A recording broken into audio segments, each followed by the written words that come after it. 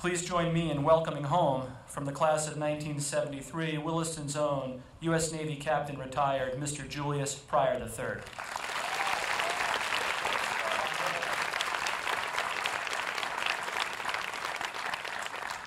Robert, Emmett, students, faculty, staff, thank you so much for allowing me to be here today.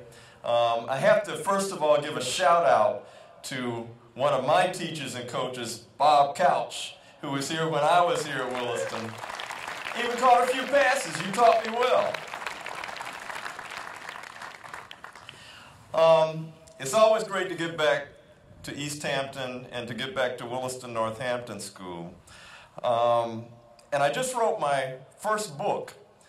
I'm a fledgling author, and the name of the book is Thriving in a Disruptive World. And I talk about 6 critical concepts for navigating the 21st century. So I'm going to talk to you a little bit about some of these concepts that I relate in the book. But before I begin, I want to tell you a story about a guy named Jim.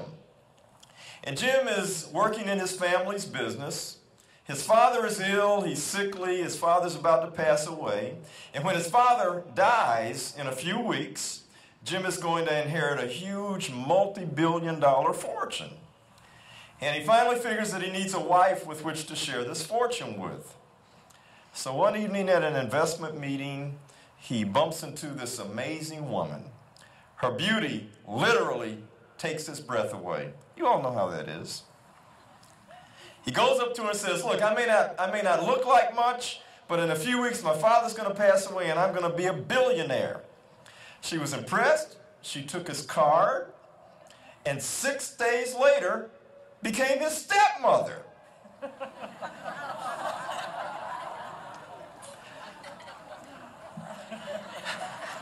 I'll let that sink in. So there are 2 valuable lessons here. The first is that women are much better at estate planning than men. But the second is the first concept that I talk about in the book, which is clarity. Be absolutely clear about what you want. Be absolutely clear about direction and purpose. Because if you don't, you end up getting what Jim got, which are unintended consequences. I mean, why should she take a piece of bacon when she can have the whole hog? So we're in the midst of enormous change right now. Change is multidimensional, change is accelerated by technology, and change cuts across generations. And we're dealing with tumultuous change. I mean, we've always had to deal with change, but today the change is just mind-boggling. How many of you all embrace change? How many of you all like change? You're lying. The only person who likes change is a wet baby. And change is difficult. Change is extremely difficult, but we really have to deal with it. We have to face it. When I look out in the audience today, when I look around me, I'm really thinking about the fact that in the last century, lifespan went from about 45 to 75. Half of the people in front of me today, half of you all are going to live to be 100 years old. And the other half of you are going to live to be close to 100. And I don't mean in an enfeebled way. You're going to be living very active lives for a very long time. I mean, when you think about it, we've got artificial hip and knee replacements, major organ transplants, drugs to treat diabetes, cholesterol, heart disease. We can put a stent in your body to pop open those blocked arteries. And one of the things that always comes out of wartime situations is we become much better in terms of prosthetic devices. We know a lot more about nutrition and fitness. So all of you are going to live very long lives. So you're going to be going through a number of different career phases and changes. And I was thinking about this, and I asked my wife, I said, if I died before you did, would you get married again? And she said, well, yeah, I guess so. And I wasn't expecting that answer. And I said, well, would you give him my leather jacket? And she said, it would just get moldy sitting in the closet. And I'm really beginning to get upset. I said, would you give him my toolkit? And she said, well, it would just get rusty sitting over in the corner. Would you give him my lawnmower? And she said, well, somebody's got to cut the grass. And I'm really getting perturbed now. And I finally said, would you give him my golf clubs? And she said, well, you don't have to worry about that. He's left-handed. And immediately got in her car and drove away. So that's the other lesson that I want you to remember. And that lesson is awareness, especially awareness of what's happening around you at all times. There's conceptual awareness, situational awareness, and individual awareness. Conceptual awareness really has to do with the environments that you're in. You act one way and behave one way at work, at school, you behave another way at home. And that has to do with how your environments impinge upon your behaviors. Situational awareness has to do with the kinds of circumstances you find yourself in. So you act one way if you're in the middle of a fire and another way if you're relaxing at the beach.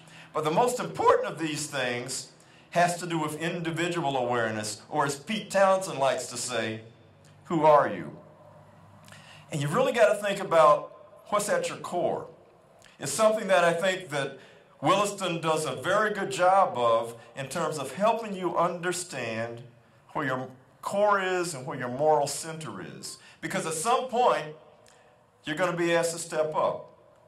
It may not be today, it may not be tomorrow, but there's going to be some situation where you're going to have to actually step up to the plate and be the person who speaks up. It may be something as simple as telling a group of people you're in a work situation that the way you treated her was not right, what you said was denigrating. You need to be sure that you think about your behaviors and how you acted. It may be something as difficult as having to fire someone because they're not treating other people with dignity and respect. You're going to be uncomfortable doing these things, and I've been in many situations like this. Sometimes I stepped up, and other times I didn't. More often than not, because of the kind of moral grounding that I got at Williston, I was able to step up. I was able to lead. I was able to actually jump into the breach to say, what you just said is not right, what you're doing is not fair, and we need to be sure that we don't act like that. That's not who we are. So you have to be sure that you have a strong moral center, because regardless of where you are, if it's New York, Los Angeles, Chicago, Fallujah, Saudi Arabia, South Korea, Nigeria, Liberia, Ferguson, Missouri, East Hampton, Massachusetts, or the NFL Commissioner's office, at some point, you're going to be in a situation where you're going to have to lead. And we expect you all to be prepared to step up to do those things. One of the things that I always found interesting is that I was a Navy officer, and the Navy works very closely with the Marine Corps. And as loath as I am to admit it, I actually learned some things from the Marines. There aren't any Marines out in the audience today, are there? The Marines have something that they call the 70% solution. They basically say if they've got 70% of their resources, 70% of their intelligence, 70% of their supplies, 70% of an understanding of the mission, that they're going to move forward.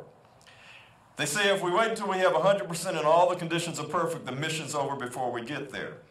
So they basically have to be ready to move forward and be forward deployed, even when they're not quite prepared and don't have everything that they need.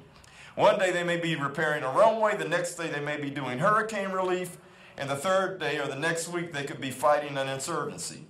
So they have to always have a forward-leaning, forward-deployed, expeditionary kind of attitude, because they know that they have to improvise, adapt, and overcome. In other words, they have an agility orientation. We all need to begin to think in that way. We all need to have an agility orientation. And even if you fall flat on your face, as long as you fall forward, you're making progress. You're going to stumble a little bit, you're going to fall, you're going to make some mistakes, and the Marines do that. And they expect to do it, but they say if we're not moving forward, we're not going to be able to do the missions that are set out in front of us. So be sure that you keep that attitude in mind. You need an agility orientation. I want to wrap up with one last story to you. And it talks about another concept that I have in my book that really talks about how we come together. And this is what I'll call the parable of Old Eddie. A man's driving down a road early one morning. He's out in a rural area in the country A rainstorm has just gone through, the visibility is not very good, and he comes to a curve and actually drives his car off the road into a ditch. It's a muddy ditch, his car is stuck. He doesn't know how he's going to get it out, so he gets out and walks to a nearby farmhouse. He gets to the farmhouse, knocks on the door, and asks the farmer if he can help him. And the farmer says, well, there aren't any tow trucks around. We're out in the middle of nowhere. There won't be anybody to help you for another day. But old Eddie can get you out of that ditch. And he points to a broken down mule in a field next to his house. And the man looks at old Eddie, and old Eddie looks like he's more ready for a glue factory or retirement than any kind of hard work.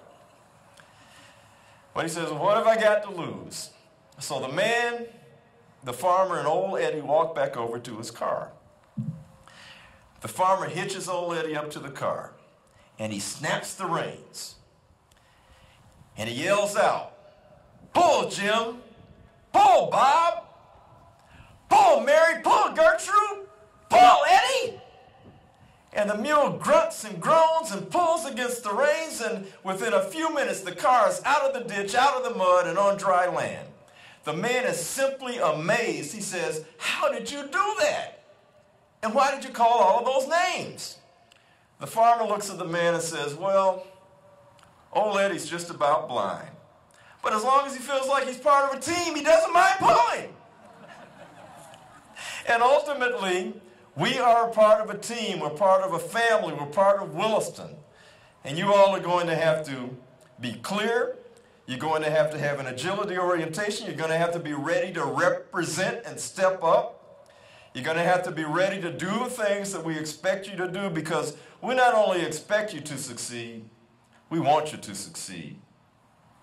I really appreciate having the privilege and honor of speaking to you today, of being a part of this institution, and I'm going to continue to come back, and I expect you all to do the same thing. Thank you.